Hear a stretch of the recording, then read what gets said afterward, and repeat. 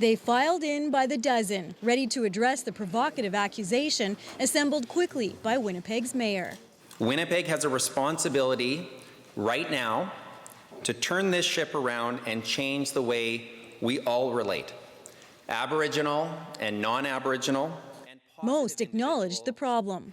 I've experienced racism in my life, and it's not something that I would wish upon anyone. Some provided context. I don't believe that racism is strictly a Winnipeg issue.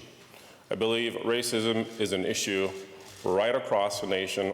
All issued a call to action. There are people who are willfully blind, and they will continue to be that way, but we will challenge them.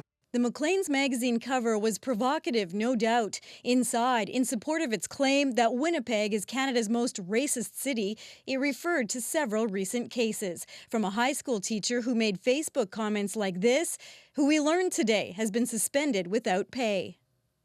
From that to the case of Brian Sinclair, the Aboriginal man with a treatable condition who died after waiting 34 hours in a Winnipeg emergency room. To the horrible death of Tina Fontaine, the Aboriginal teenager whose body was found in the Red River this summer, blocks away from the new Canadian Museum for Human Rights. A recent poll suggested 3/4 of Winnipeggers believe there's a serious divide between Aboriginal and non-Aboriginal people, echoed by some on the streets today. Honestly, I do agree that sometimes Winnipeg can be the most racist city in Canada. I'm just living here, I've seen it myself. Someone called me dirty little Indian, so I don't care though. Oh, really? Yeah, some black guy.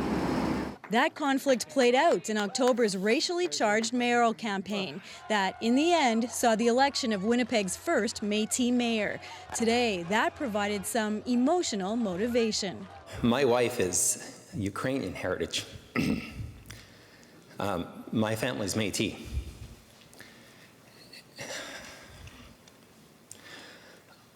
I want my boys to be as proud of both of those family lines. Brian BOWMAN wants all Winnipeggers to feel proud of who they are and their city, and he says actions now need to follow all of those words. He knows the nation is watching. It's a nation that, as many speakers pointed out today, Peter, has a racism problem of its own. Karen Poles in Winnipeg tonight. Thanks, Karen.